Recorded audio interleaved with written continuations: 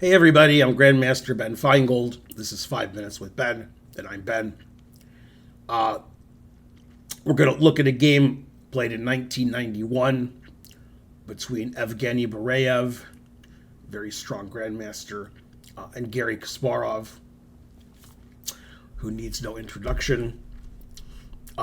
Let's just get right to the game because, it's 5 Minutes with Ben. They played a Grunfeld. Although it transposed into a Grunfeld, it seems like Kasparov wanted to play the King's Indian, and Bareev chose a relatively passive line for white instead of playing, e4 or in this position g3. After g3, black could play the Grunfeld or keep it a King's Indian. He played e3, which is, not an aggressive line. Okay, c5.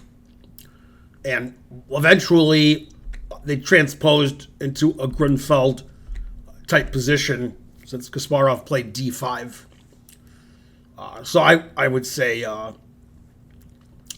Kasparov is equalized rather easily. I probably didn't say before because I forgot. But this is a rapid game, so probably Bareev wanted to keep it simple. Okay, so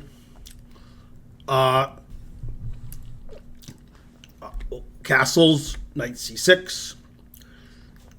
Eventually, Kasparov would probably play bishop g4. So once again, Bareev played a rather passive move, h3. So Kasparov played bishop f5. Then Bareev decided to make a threat. He traded on d5 and then played queen b3. So his knight and his queen are attacking the knight, and b-pawn's attacked.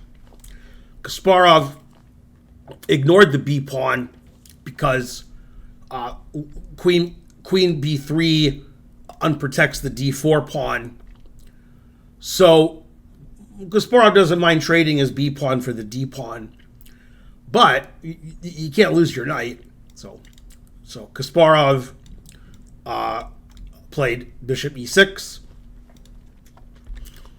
So far, the game's not too exciting, but it seems like black doesn't have any problems. Bareev took the pawn on b7. Kasparov took the pawn on d4. They traded on d4, materials equal. Bareev played bishop h6, putting it in h. Kasparov ignored his rook for the time being, played rook b8, attacking the queen. Queen retreated. And now Kasparov sacked the exchange because always sack the exchange. Rook takes b2, ignoring the threat of his rook. Black's threatening the knight, and in some variations the bishop is loose, although it's protected by the queen right now. Excuse me. And sometimes the rook can come under attack by the bishop. Okay, we don't want to allow knight takes c3, so Bareev played knight takes d5. Queen takes d5. Then he took the exchange. And black has obvious compensation because all of black's pieces are perfect. And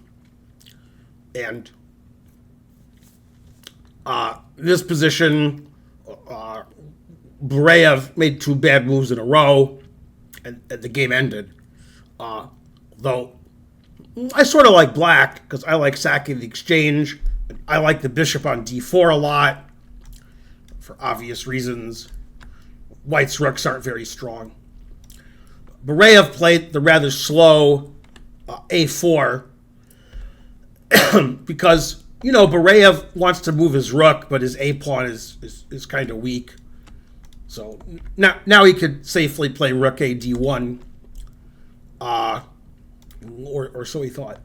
Kasparov played rook b3 with two threats, but Bareev only saw one of the threats because it's a rapid game. rook's under attack. Bareev missed the second threat, which is actually more important. Although I really don't like Bareev's position anymore.